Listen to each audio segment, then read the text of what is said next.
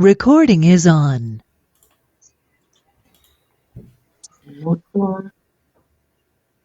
Então, Só um minuto.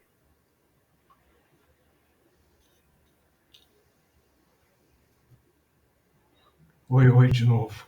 Boa tarde, Maria Vitória. Esteve conosco mais cedo.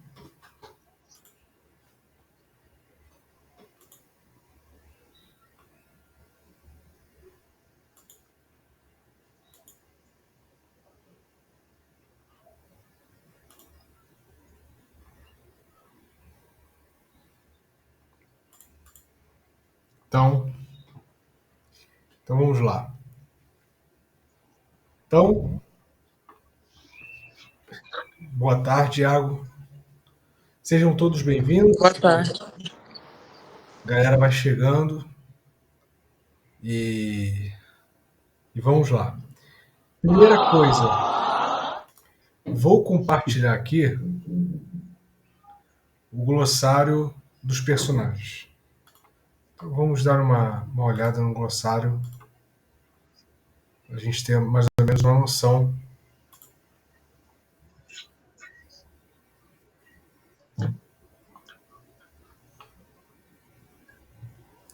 Tá aparecendo?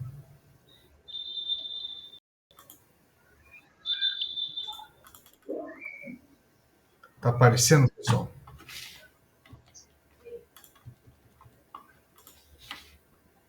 Vou ter que fechar minha câmera porque tá meio lento aqui.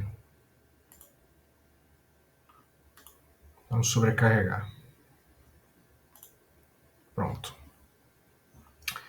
Então, nós temos como protagonista Aurélia Camargo, personagem principal, protagonista do romance, jovem, bela, rica e inteligente. Meu áudio está travando? Está travando para todos? Para mim, Para mim não, normal. professor. Mariana, Tá normal. pode ser isso, pode ser a sua conexão. Beleza. Então, no início, a Aurélia Camargo não era rica. Ela já começa rica, né? Quando ela é apresentada no livro, ela já tem a riqueza, já possui a riqueza. Mas ela não era rica, e a gente vê no decorrer do livro como ela ficou rica. Após herdar uma fortuna de seu avô, resolve comprar um noivo. Aí vai ser o grande plano que ela vai empreender. O grande noivo que a havia abandonado por interesse, Fernando Seixas. Representa a mulher emancipada e é uma crítica da hipocrisia social da época. Então nós temos uma sociedade patriarcal, uma sociedade carioca, do Rio de Janeiro. Nós não temos ainda a República estabelecida. A República ela vai se estabelecer em 1889. Então nós temos ali um regime monárquico e a mulher não tinha uma independência financeira, isso não era comum. E José de Alencar, nós vimos que ele é um conservador. Por incrível que pareça, ele coloca esse protagonismo aqui de Aurélia. Nós podemos situar essa obra como romance urbano, e eu acho que o grande finale da obra, mostra muito bem que ela é um romance urbano e não um realismo. Porque nas obras do realismo, por exemplo, Machado de Assis, nós temos esse caráter mais realista da vida, a vida como ela é, uma crítica aos valores burgueses, como o casamento. Aqui nós temos também uma crítica, esse casamento, que ele é feito muitas vezes por conveniência, é muitas vezes um contrato, a pessoa casa por interesse, pelo interesse do dote, como no caso aqui, pelo interesse do meio social em que vive o cônjuge. Então, tem essa crítica. Mas, no fim, os dois ficam juntos. A Mariana colocou aqui, final pavoroso. Então, no fim, tudo dá certo. No fim, vamos pegar, por exemplo, o Quincas Borba. E o Rubião, ele fica na sarjeta, enlouquece, o cachorro Quincas Borba morre, né? Então é um fim trágico, né? A tragédia grega. Ai, professor, eu não aceito. A menina humilhou para se humilhar no final. Que loucura, cara. Então, a maior parte das pessoas, a maior parte não gosta. Me fala, né? Poxa, eu gostaria que tivesse sido diferente. A Dani falou, né? A nossa última leitura não gostou do final. Então, mas como é que é aquela frase? Viveram felizes para sempre. Então, temos o Seixas, Fernando Seixas, antigo noivo de Aurélia, porque quando ela tá lá com a mãe dela, Dona Emília, bem pobrezinha, e ela fica na janela, né?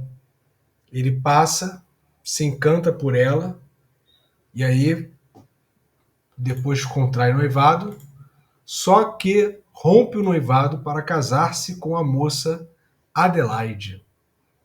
O pai da Adelaide, ele acaba oferecendo um valor significativo de dote e ele acaba aceitando.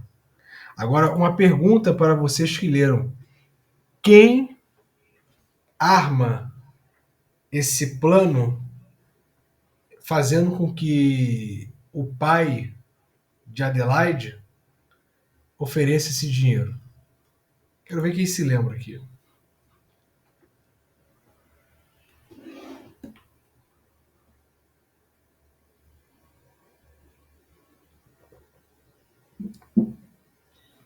A própria Aurélia, não. O senhor Lemos. O senhor Lemos, a gente viu que naquela passagem, naquele momento que a Aurélia começa a ir para a janela para ser cortejada pelos homens que passam ali, para que haja um pretendente, o senhor Lemos também passa e se encanta pela sobrinha. Vê ali até uma oportunidade de aproximação da família. Porque a família, ela se afastou de Emília porque acreditava que Emília era uma amante do Pedro, do pai de Aurélia. E ele vê uma oportunidade de se aproximar e ele acaba passando pela mente dele a possibilidade de ficar com a sobrinha. Então ele arma todo um esquema para tirar o Seixas da jogada e tal. Não é isso, pessoal? Vocês se lembram disso?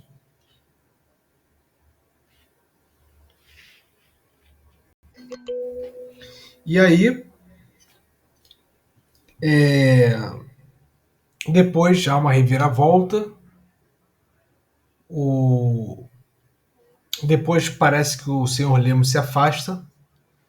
E aí, quando a Aurélia Camargo ela acaba herdando a fortuna, ela perde todo mundo, ela perde o irmão, ela perde a mãe e vem um avô. Antes da mãe morrer, vem um avô e o avô fala para ela, né? Olha, eu sou seu avô, eu não quis acreditar que meu filho tinha contraído matrimônio, tinha gerado filhos e tal. E aí eu vou fazer o seguinte, vocês vão herdar, vocês vão ter essa fortuna, eu vou fazer um testamento. E aí ele volta para a sua região, morre, e depois morre Dona Emília. E aí a Aurélia herda toda aquela fortuna.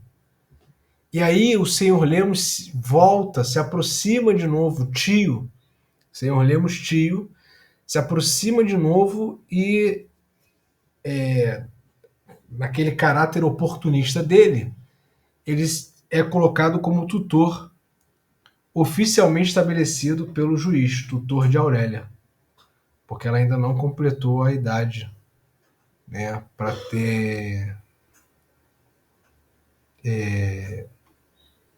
a maioridade, para poder ter autonomia na vida. E aí ela faz todo aquele projeto com Lemos para poder ficar com o Fernando Seixas. Ela resolve fazer com que o Torquato Ribeiro ofereça uma grana para a Adelaide e ela oferece uma grana maior para o Seixas.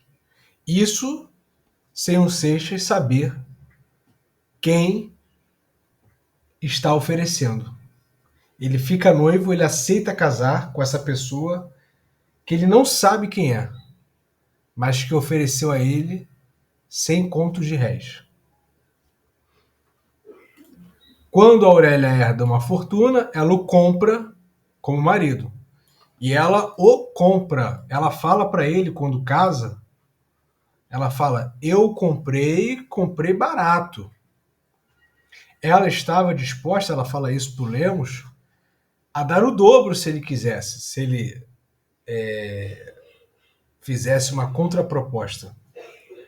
Homem ambicioso e superficial é retratado como símbolo da vaidade masculina e da decadência moral.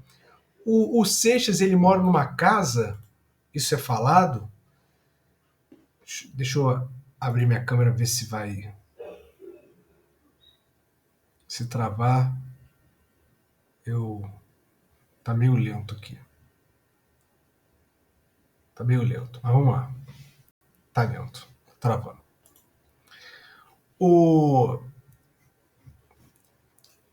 O Seixas, ele mora numa casa que não é uma casa boa. É uma casa modesta. Agora, os utensílios da casa, um ou outro, né, na verdade, os seus utensílios são bons. E a maneira como ele veste, o que ele consome, né, tudo isso é muito bom. A vestimenta dele é caríssima. Poucos têm, e poucos da elite. A alfaiataria, né?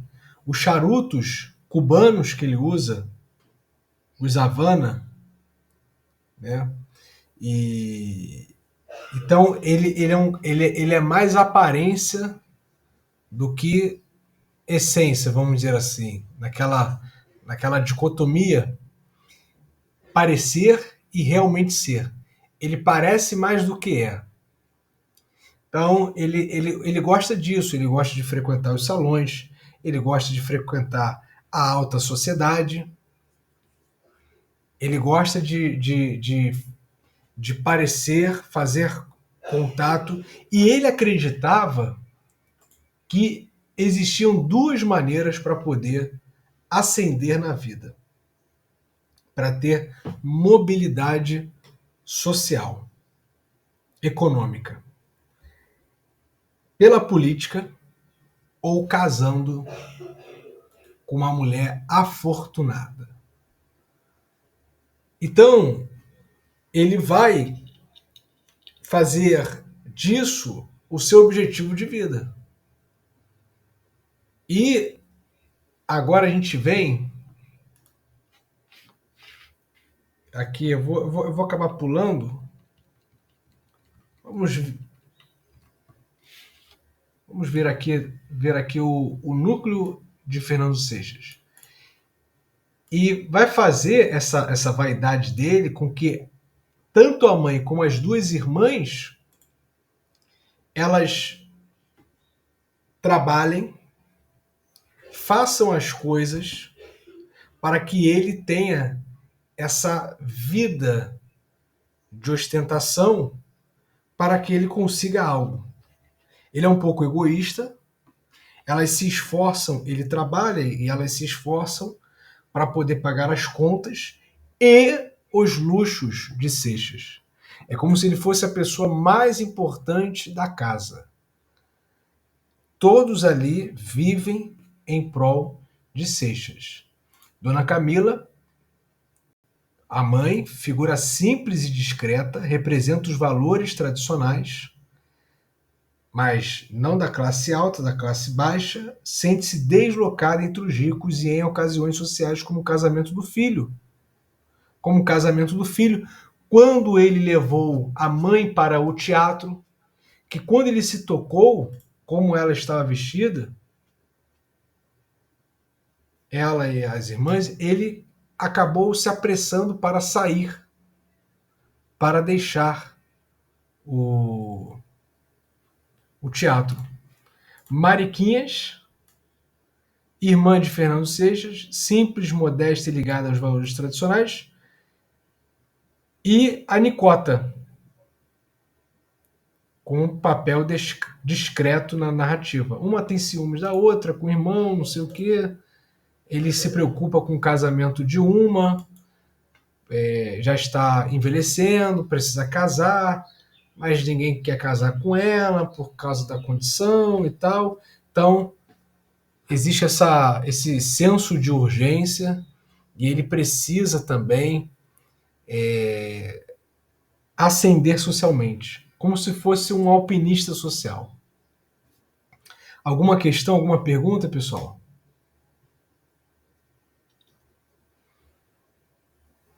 A gente está indo, fazendo aqui um panorama dos personagens, relembrando cada personagem.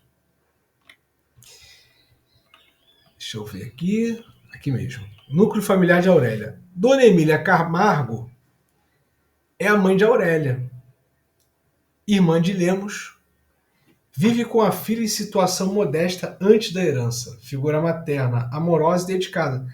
Ela não tem uma rede de apoio. Por quê? Porque o marido dela casou com ela de maneira escondida, secreta, e fica indo e voltando lá para a região do pai, região rural. Porque quando falou para o pai não acreditou. E o pai pede para que um capanga vá lá buscá-lo, e ele vai lá, ele sai da corte, né, sai do Rio, e vai lá para a área do pai. Ele falou para o pai não acreditou, não sei o quê, e aí ele fica vivendo com o pai e dando essas escapadas para ver a esposa e os filhos, para que o pai não desconfie. Então fica essa vida. Então a dona Emília, ela fica ali sozinha, né? Momentos sozinha, momentos com o marido. E quando ele morre, ela fica sem ninguém. O irmão e a família estão afastados. A família do marido não sabe que ela existe. Se sabe, não faz questão, né? A gente vê até que quando o Pedro Camargo morre, o pai dele manda uma quantia em dinheiro. Tipo assim, manda ajudar lá, mas não se preocupa muito. não sabe se existe, se não existe, então manda o dinheiro lá. Para ficar lá sossegado no canto deles. Então ela não tem rede de apoio. É a dona Emília Camargo, o filho Emílio Camargo e a filha Aurélia Camargo. Pedro Camargo, pai de Aurélia, filho ilegítimo de um homem rico, repudiado pela família ao casar-se com Emília. Isso aqui é falado no livro, que a mãe dele não era a esposa legítima, parece que ele era, de certa forma, ele era um filho fora do casamento. Não ficou muito bem esclarecido quem era a mãe de Pedro Camargo.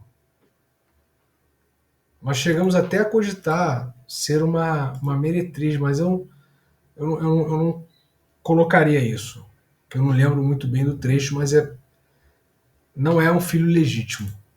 Se não me falha a memória, não foi registrado. Tá?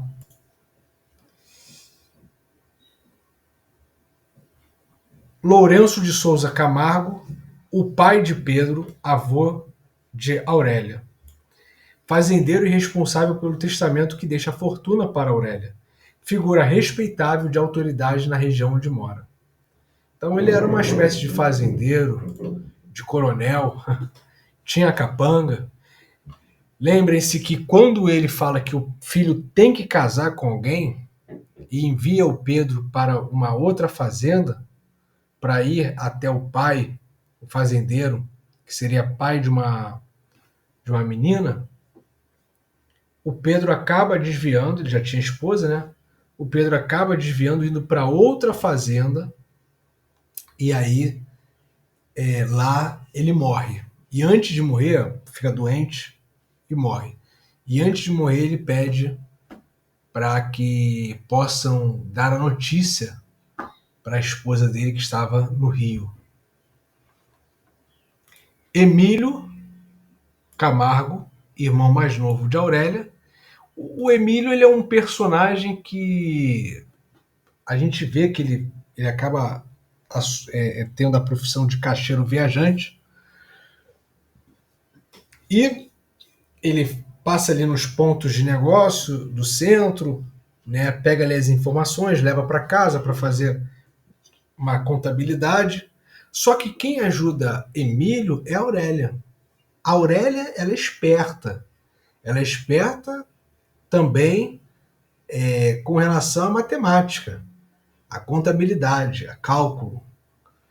Então ela que ajuda ele, né? A mãe não tem a expectativa do filho ser o arrimo de família.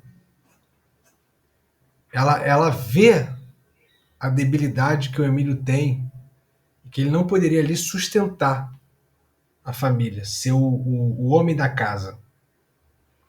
E ela fica preocupada nesse momento com a Aurélia, e por isso que ela recomenda a Aurélia ficar na janela para ter um pretendente, para poder casar, para que alguém que ela seja dependente de um homem, né?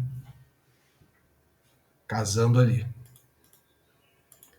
E o Lemos, já falamos aqui, tio de Aurélia, irmão de Emília, a princípio desinteressado pela sobrinha, assume um papel importante após a fortuna de Aurélia ser herdada. Há o interesse, mas a Aurélia acaba não... A Aurélia até acha engraçado quando ele se interessa por ela e tal, acaba entrando no jogo dele, mas depois isso não se prossegue. Diz o texto, José de Alencar diz, que ele faz uma proposta para ela que ela não concorda e ficou por isso mesmo. Mas José de Alencar não apresenta ali a proposta, fica uma coisa meio enigmática.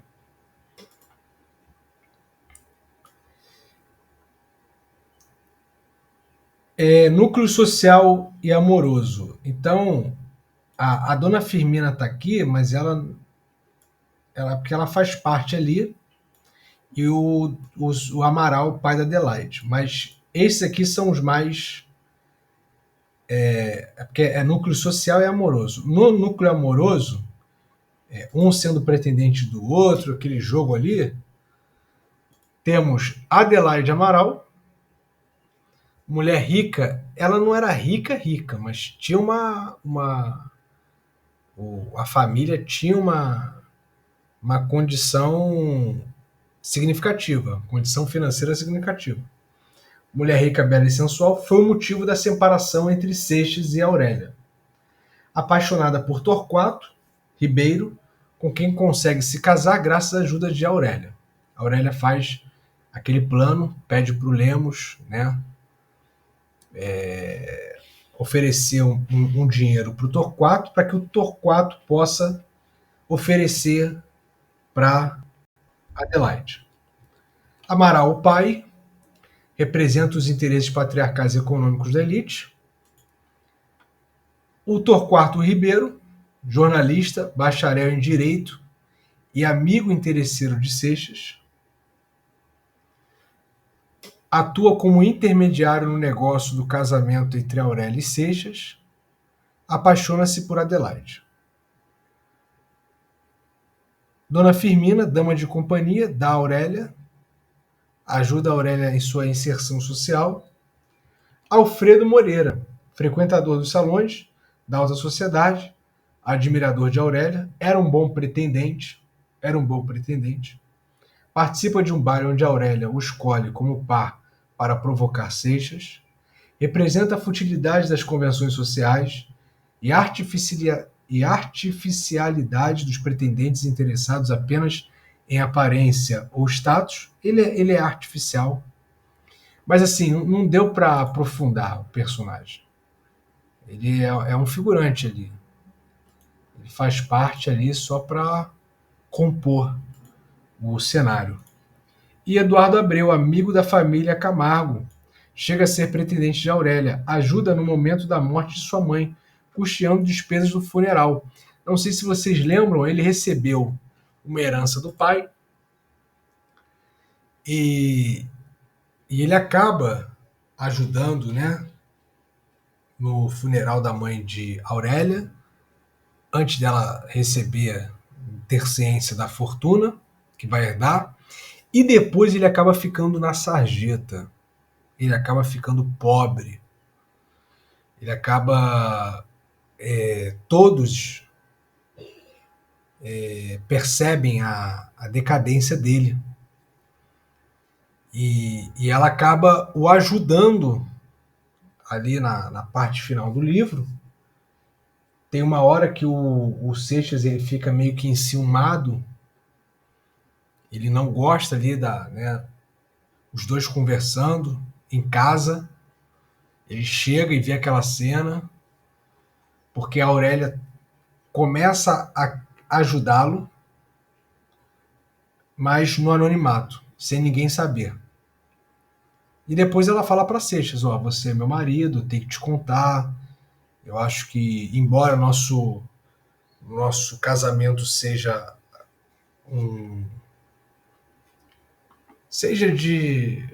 de fachada, né?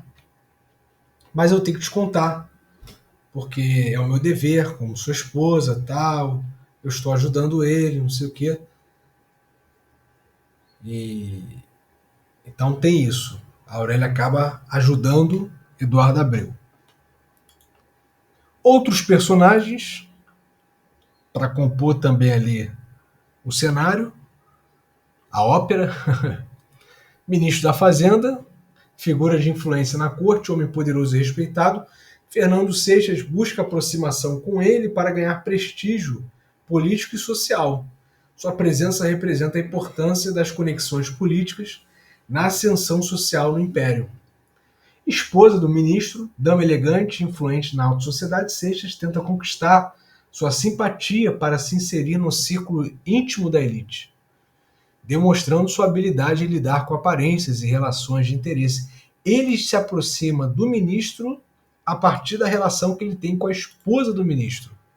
Então mostra no livro uma atitude de Seixas de cair na graça da esposa do ministro, de cativá-la, de encantá-la também, seduzi-la de certa forma, para que ele se aproxime do ministro. E ele acaba se aproximando. E outros personagens, como o padre e o juiz de paz, que oficializa ali o casamento de Seixas com Aurélia, serviçais, cocheiros, criadas, convidados de festas, aquelas pessoas ali presentes nos salões, personagens figurativos que compõem o cenário aristocrático burguês do Rio de Janeiro imperial. Que os criados, né, a mucama, que é citada no livro.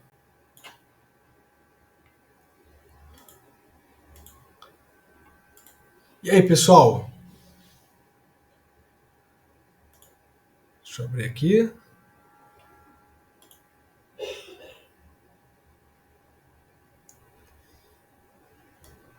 Boa tarde para quem chegou depois. E aí, pessoal? Vocês conseguiram ver o panorama?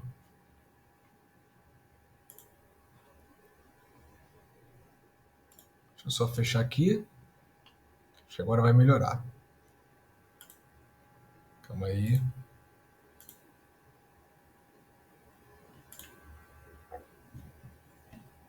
Tinha uns arquivos aqui que pesam o computador. Então eu fechei. Acho que deu uma melhorada. Então, para começo de conversa, nós temos esses personagens. Só aqui, vocês já pegaram muitas informações. Vocês já viram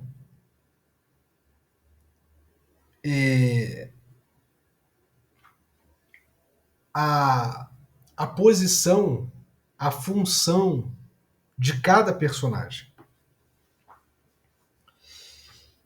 Alguma pergunta para falar um pouco do caráter do livro? Esse glossário eu já coloquei lá para vocês. E aí vocês têm acesso. Então vamos lá. Acerca da história. A história... antes deixa eu compartilhar aqui com vocês um negócio.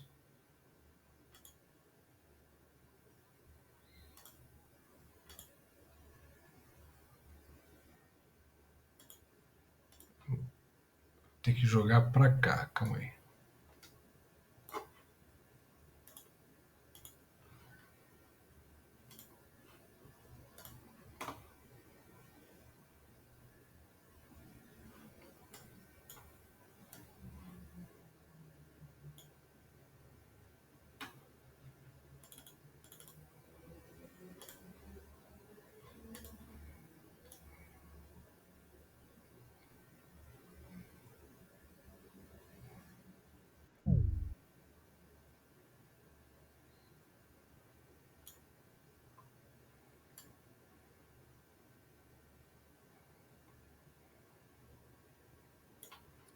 Eu acho que eu ia compartilhar com vocês um arquivo.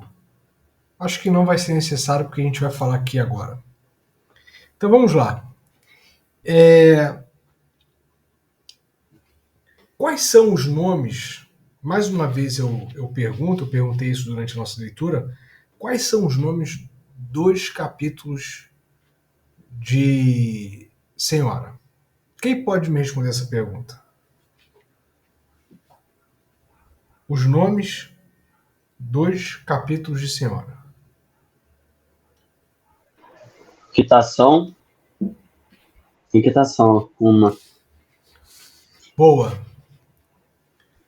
Vamos lá. Primeiro, preço. Segundo, quitação. Terceiro, posse. E quarto, resgate. Então vamos lá. Primeiro capítulo, preço. Então nós temos uma pessoa rica, Aurélia, rica e bela. Aparece até a palavra opulência. Opulência é a qualidade daquilo que é luxuoso ou magnífico. A Aurélia, ela é tanto bela como rica. E nós vemos ali uma dinâmica nos salões onde os pretendentes eles são precificados. Eles são avaliados segundo o valor que eles possuem. E esse valor ele é monetário. Então, se fulano ele é bonito, ele recebe mais pontos. Consequentemente, ele é mais caro. Se ele é elegante, se ele dança bem, ali a valsa, se ele foi para a Europa. Então, existem códigos ali da sociedade e uma precificação. E o costume de dote. Pagar dote aos noivos.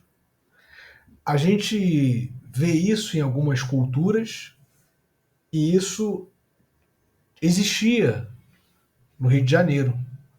Então você paga um dote que serve como uma garantia para a família daquela pessoa que está entregando, né, a sua filha.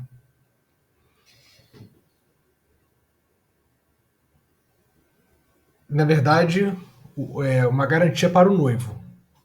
Você também tem o noivo pagando pela noiva.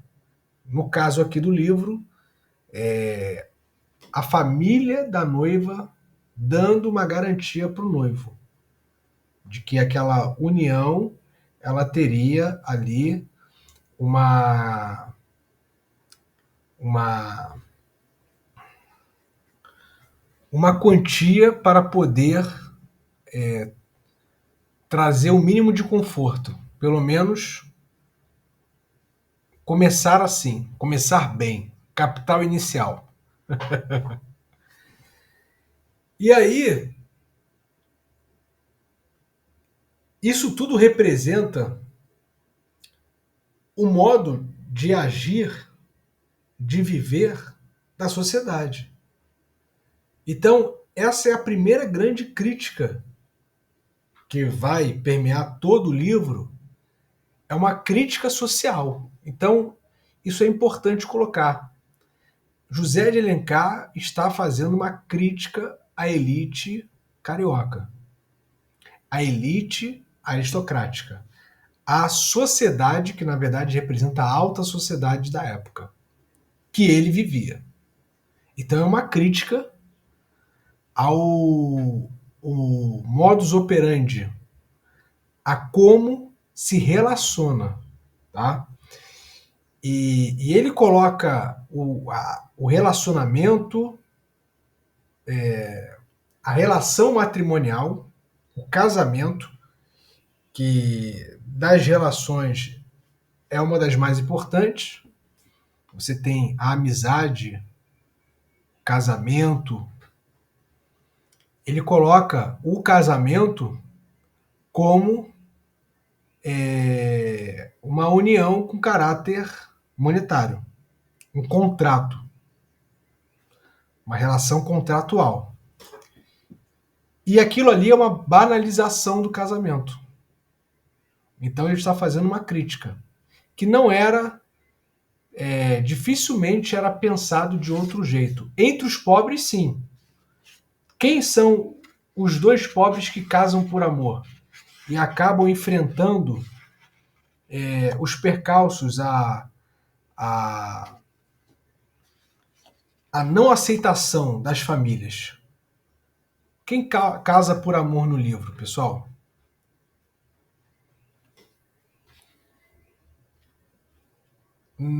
Não, sim, a Adelaide também, mas há um plano ali. A Adelaide também. Mas eu estou falando de um outro casal. A Emília e o Pedro. Os pais de Aurélia. Eles sim casam por amor. Pedro Camargo e Emília. Beleza. Perfeito. Eles casam por amor. E eles acabam sofrendo as consequências disso. Então a gente pode falar, vocês podem anotar aí, que o casal Pedro e Emília são, o casal ele faz contraste com aqueles casais ali da sociedade. Porque quando o Pedro ele está apaixonado por Emília, ele fala, olha, você está consciente do que a gente está fazendo? Você sabe os problemas que nós vamos acarretar nos unindo? Você está ciente da proporção disso? Estou, então vamos embora. Os dois aceitam ali o desafio e se unem. E passam por os problemas, passam pelas consequências dessa união. Então, a gente pode dizer que Pedro e Emília, que casam por amor, essa união, ela seria o arquétipo que conflita com esse modo de casar ali vigente na sociedade.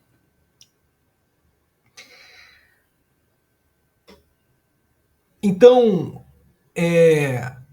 essa crítica social, ela vai ser cobrada na prova, tá?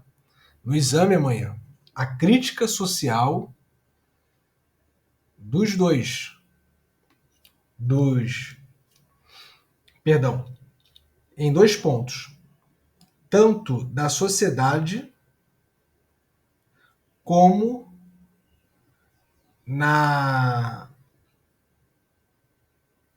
no casamento de Aurélia e Seixas.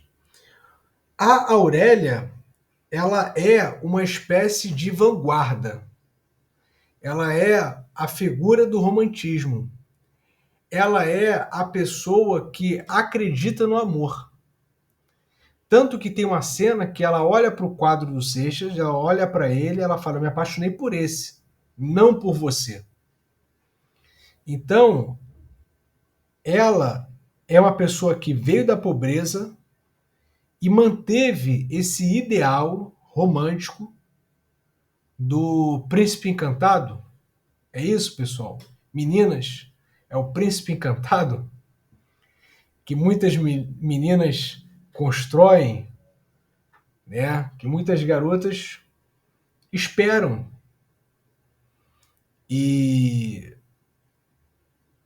E o livro quer mostrar que não há problema nisso, porque a Aurélia, nesse ponto de idealizar um amor de fato, lembrem-se que quando José de Alencar fala dos aposentos, ele fala a palavra, ele coloca lá a palavra casto, castidade. A palavra castidade, a pessoa que é casta, ela se preserva para outro. Ela tem um caráter religioso, de sagrado, de imaculado, sem mancha. Então, ele coloca esse caráter de casto, de castidade, em Aurélia. Aurélia idealiza esse tipo de amor, esse tipo de união. E quando ela planeja, né, casa com o Seixas, ela mostra o outro lado dela. Então, essa dualidade de Aurélia, que vai ser mostrado, essa dualidade vai ser mostrada durante todo o livro, quando ela provoca Seixas e quando ela fica insatisfeita com a própria provocação que fez. Porque em um dado momento do livro, o Seixas consegue vê-la dentro lá do seu aposento, meio que triste. Não lembro se era chorando. Meio que triste. Então, a Aurélia, como pessoa, ela não quer, ela não tem, como a gente falou hoje mais cedo, na leitura de Hamlet. Hamlet disse o seguinte, que falta ali o fel, o veneno, para poder concretizar a vingança que o rei Hamlet, o seu pai, ou o espírito de Hamlet, pediu. Falta o fel, o veneno que os opressores têm. Porque para com o violento, você precisa usar a violência. É isso que a gente vê na segurança pública, na força policial, no enfrentamento do crime, da criminalidade. Então, a Aurélia, ela acaba provocando, ela acaba jogando aquele jogo com o Seixas durante todo o livro, desde o momento do seu casamento. Mas ela se entristece, porque não é ela, não faz parte da essência dela, poderíamos dizer assim. E ela acaba se entristecendo, ela entra no seu quarto e ela fica triste. Ao ponto de ficar amargurada e num dado momento do livro falar assim, olha, Seixas, faça o que você quiser. Se você quiser ir embora, vá, eu te libero. Porque Seixas, volta e meia, se coloca como um servo, como um escravo, porque foi comprado. E ele fala, se eu fui comprado, então é o meu dever cumprir aqui com o serviço. Servo de serviço e servo de servidão.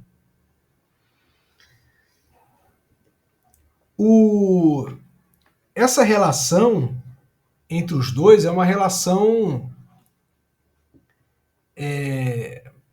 existe uma dinâmica ali, porque vamos lembrar do momento quando Aurélia acaba abrindo a guarda e Seixas também acaba abrindo a guarda e se encantando por Aurélia. Vocês lembram dessa cena do livro? Que ele fica observando ela no salão, ele fica meio que seduzido. Depois eles pegam lá o carro, a charrete lá, e ele olha para ela, olha a pele dela, né? Eu acho que olha o colo dela, e depois chega em casa, a mão, quando pega o braço, a mão demora.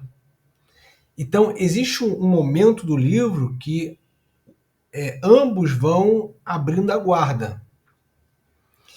E aí mostra bem esse jogo que eles tiveram. Então, é um jogo de atração-repulsa, atração-repulsa, atração-repulsa. O Seixas, ele almejava ascender socialmente. A gente falou até a expressão aqui, alpinista social. Ele acreditava que poderia subir na vida por meio do casamento e da política. Mas quando ele acha que está fazendo um bom negócio em casar com a Aurélia, mas quando ele está naquela situação, aos poucos, vamos falar disso agora, aos poucos ele vai se entristecendo. Ele acha que está sendo ali envergonhado. Ele acaba ficando meio que deprimido, melancólico. Ele já não quer mais ficar em casa, porque só a presença de Aurélia já provoca nele uma espécie de desânimo. E ele se torna até um funcionário exemplar. Quem se lembra disso? Quem se lembra disso? Vou fazer essa pergunta. Ele se torna um funcionário exemplar. Quem se lembra disso? Ele chega cedo no trabalho e trabalha. Se antes ele não trabalhava, ele enrolava na repartição, agora ele trabalha. E ele sai no horário que tem que sair, ele faz o trabalho todo. Fernando desconta tudo no emprego, a infelicidade do casamento. Perfeito. É exatamente isso. Ele está sendo infeliz, ele está ficando ali opressivo no ambiente domiciliar. E em casa é o lugar que nós temos que ter paz, temos que tirar todas as nossas máscaras e armadura. Casa é lugar de paz. Mas ele fica ali oprimido. E ele acaba, como a Sara colocou aqui, descontando tudo no emprego. Então ele vai trabalhar cedo. E a Aurélia chega a interrogar um dado momento. Vem cá, você não precisa de trabalhar. Você agora é um homem rico. Você casou comigo. Mas ele quer o quê? Ele quer trabalhar e quer receber a remuneração. E quer gastar com o seu dinheiro. Lembro vocês que ele não utiliza as coisas que foram deixadas para ele no aposento dele, no armário dele. Sabonete. Ele compra sabonete fora. Ele traz da rua, compra e leva para casa. Então, todo aquele jogo ali de higiene, ele não usa. Ele se recusa a usar. Por quê? Porque ele primeiro se coloca nessa posição de homem dependente, um homem que tem que ser submisso por causa do poder aquisitivo financeiro da mulher, e depois ele acaba se oprimindo, achando que isso está ferindo a honra dele, se sujeitando a este contrato, este combinado que eles fizeram. Então, exatamente isso, Sara. A Sara colocou aqui. É para a Aurélia não humilhar mais ainda ele. Ele já está sendo humilhado. Então ele vê ali como um mecanismo de tentativa de amortizar ali a humilhação. Ele já está sendo humilhado. Ele fala, tem que honrar o contrato. Então, mas eu vou fazer aqui o mínimo. Então, essas coisas vão despertando nele uma reflexão. Seixas leva o trabalho como uma forma de se libertar do peso do seu casamento. Perfeito. Comprar sua alforria de liberdade. E ainda tem essa questão que o Giovanni coloca aqui, que ele já está adiantando, sobre uma remuneração que ele vai ter de um negócio passado. A gente vai falar disso. Mas ele vai, né? Isso tudo vai produzindo uma reflexão nele. E aí o leitor se pergunta: será que Seixas é tão canalha assim? Porque se ele fosse canalha, se ele fosse uma pessoa que se vende assim facilmente, ele não teria essa reflexão. E a Aurélia quer fazer isso com ele. A humilhação da Aurélia tem como objetivo mostrar para o Seixas que ele pensou em dinheiro e não pensou no amor. Quando ele era noivo dela, desfez o noivado para ficar com a outra. Porque quando ela está vendo que ele tá agindo de forma diferente, ela fala, olha, se você quer desfazer, desfaça, vai embora, não tem problema. Agora, quando ela soube que foi por causa de dinheiro, porque ele viu uma oportunidade melhor contraindo noivado e matrimônio com uma outra pessoa, aí isso afere. Então, ali no decorrer do relacionamento deles, isso vai produzindo no Seixas uma indignação com ele mesmo. Ele até procura uma redenção no dia do casamento. Ele fala assim, ó, pô, é a Aurélia, cara. A pessoa que eu amava, a pessoa que eu gostava, a linda e rica, agora tá rica. Pô, é a Aurélia, eu vou casar com ela. Então, no casamento, ele ali no momento do casamento, parece que ele procura até uma redenção, se redimir. Mas depois, quando ela fala com ele, né, ela fala, olha, te comprei, você foi comprado, blá, blá. Aí ele Ali ele perde o chão. E aí ele vai tendo todo, no decorrer do livro, todo esse processo. E lá na frente ele já está trabalhando, quer gastar o seu dinheiro, não o dinheiro da esposa, que é rica, quer, né, fazer suas coisas e tal. E aí ele vai ficando indignado, e ele descobre esse negócio. E aí ele pensa assim, olha como é que ele está mudado. A gente precisa enxergar também, perceber a mudança de Seixas. Eu sei que muitas não gostam aqui. Eu sei que na época quando a gente leu, será que ele realmente está diferente ou não, né? Isso a gente fica pensando, porque quando ele encontra com esse antigo amigo e ele fala do negócio, ele fala assim, poxa, se fosse hoje, eu não faria esse tipo de negócio.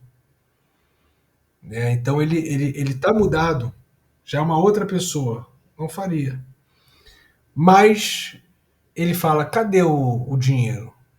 E ali, aí é o que o Giovanni falou, ele vê a possibilidade de resgatar, né, a sua dignidade. A sua dignidade. Então ele fala assim, eu vou fazer o seguinte, eu vou meter o pé. Agora eu tenho dinheiro. Eu tenho dinheiro que ela deu para me comprar. Agora eu tenho dinheiro para devolver. Né, com correções e tudo. Tenho dinheiro para sair. E nessa dinâmica, a Aurélia até aceita de início. A Aurélia até aceita de início. Só que quando vai acontecer o negócio, ela acaba voltando atrás e se declarando para ele. Professor, ele consegue o dinheiro, mas depois ainda permanece. Que ódio. Então, ele. A dinâmica, quando ele vai comprar sua liberdade e ela se declara para ele, a dinâmica muda. A chave vira. Tanto que eles falam em recomeçar. Porque agora já não é uma relação de compra e venda, como foi antes. É ela comprando ele. Já não é mais uma relação de compra e venda. Eles vão dar um reset. Eles vão reiniciar. É um recomeço. Hoje em dia a Aurélia é tóxica. Hoje em dia a Aurélia é tóxica, perfeito. E o Fernando é interesseiro. Isso aí. Isso aí. Uma relação tóxica, né? Então, quando ele vai comprar a sua liberdade, ela volta atrás. Ela fala, olha, vamos fazer o seguinte, vou te confessar uma coisa. Alguém se lembra do que ela confessa? Super tóxica, esse final pegou. Fazer uma pergunta, alguém se lembra do que a Aurélia confessa? O que ela confessa? Ela confessa que passou isso. Sim, ela deixou toda a herança para ele. Exatamente. Que antes ela já tinha passado a herança para ele. Então parece que a Aurélia esperava uma redenção, uma mudança no comportamento do Seixas. É como se aquele processo todo ali foi um processo pedagógico. Tá? Isso é mais romântico do que outra coisa. Por isso que é romance urbano. Por isso que é romance. Não é um realismo da vida. Ela e tem um final feliz. Ela teve aquela cena do quadro, que ela olha para o quadro, olha para ele e fala: você não é aquele ali. Eu idealizei, eu te coloquei como ídolo e te idolatrei, te adorei. E ela arrasa com ele depois, ela arrasa no discurso, que ele fica mais perdido ainda. Ela humilha ele, mostra que ele é uma pessoa pífia, interesseira, oportunista, ali ela tem uma atitude pedagógica. Essa cena é constrangedora. Exatamente, Luiz Henrique. O homem que olha e lê, a mulher também que lê, fala: caramba, cara, que isso? Então, existe um cunho pedagógico nisso tudo. Dá pena. Existe um cunho, e ele vai ali ficando angustiado, amargurado. E nisso, o autor, ele é muito bom. José de Alencar, nesse ponto, é muito bom para mostrar, representar essa insatisfação, essa dinâmica no lar, dentro de casa, na relação dos dois, que é pela aparência, quando ela pede para envolver, pegar no braço dela, quando eles estão publicamente no jardim andando. Todo mundo acha, lembram-se ali no início do casamento, eles estão dissimulando para os outros, todo mundo acha que eles estão vivendo o melhor casamento possível, que é mil maravilhas. Ela pega no meu braço, ele pega e tal, e vão andando. Mal sabem as pessoas que que é tudo uma relação ali contratual de compra e venda, que um está humilhando o outro e o outro está todo constrangido. Mal sabem os de fora. Quando ele vai se divorciar dela, que ele vai pagar o dinheiro que ela pagou, ele até cogita ir para a Europa, para as pessoas não desconfiarem. Porque não ficou às claras. Eles no salão, quando a Aurélia fala: vai dançar, entrega ele vai dançar com a Adelaide, e ele se recusa, ele fala: não, não tem esse negócio não, eu sou escravo dela, vou mostrar para ela que eu tô com ela tá com esse joguinho aí. Então, tudo isso mostra que todos de fora achavam que era um belo casamento, era o melhor casal. Ela rica, opulente, claro, todo mundo via, né, ela na sua majestade, e ele ali acompanhando ela. Professor, o que mais gostei no livro são os papéis invertidos. Quem está na posição de poder e dinheiro é uma mulher, que naquela época não era muito comum, exato. Era o contrário, o homem humilhava a mulher e a mulher também casava por interesse. Achei genial. Por interesse, por conveniência, porque as famílias são amigas, né? Porque o formato ali, as peças vão se encaixar, tudo isso. Porque é do mesmo ambiente, da mesma classe socioeconômica. Exatamente isso, o Sara. O José de Alencar ele inverte os papéis, ele inverte a mulher que tem o dinheiro, que tem um prestígio social. Esses contrastes eles são interessantes no livro. Por exemplo, quando eu falei aqui do Seixas e da família dele, a vida em casa e a vida fora. A vida em casa era uma vida pobre de Seixas. A vida fora era uma vida de aparência, uma vida que ostentava riqueza. No casamento, a vida domiciliar, doméstica, dentro, a vida ruim, né?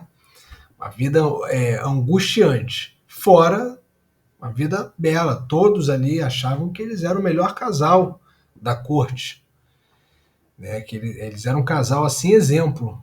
Então tem o José de Alencar ele coloca esses contrastes. A gente falou aqui o pai e a mãe de Aurélia, que se unem por amor e por isso sofrem, e Aurélia e Seixas, que se unem por interesses e, e acabam vivendo aquela vida ali boa, mas ali numa angústia só. Então, são contrastes que nós vemos no livro, tá? E aí, pessoal? Alguém tem alguma questão para colocar?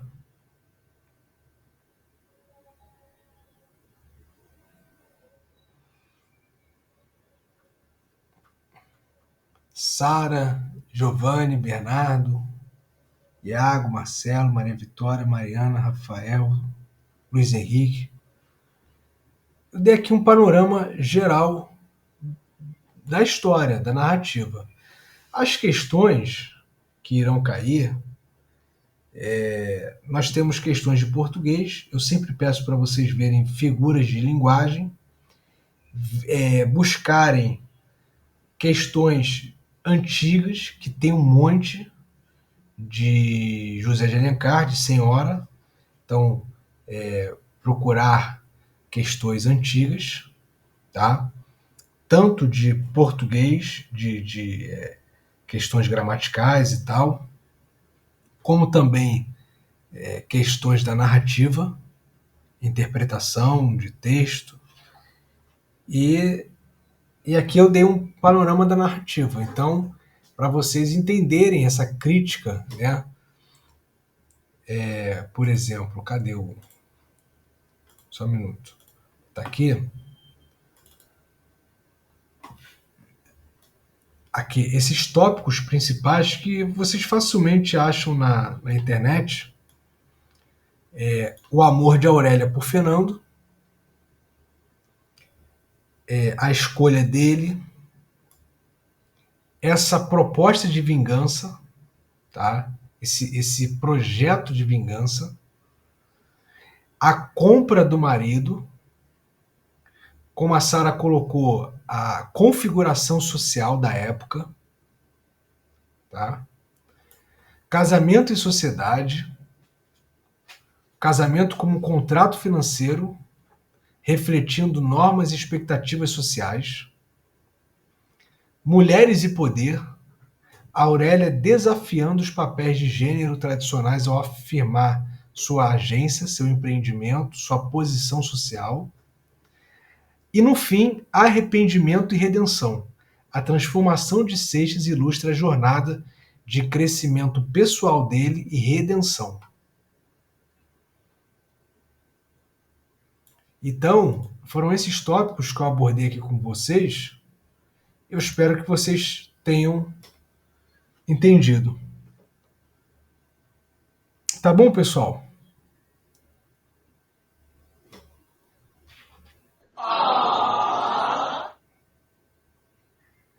Então é isso. Espero que vocês possam ir muito bem na prova e que eu tenha de alguma maneira ajudado. Valeu? Bom sábado e boa prova. Bom domingo e boa prova. Boa sorte a todos. Valeu, gente. Boa prova. Valeu, Giovanni. Abraço. Valeu, Luiz Henrique. Abraço.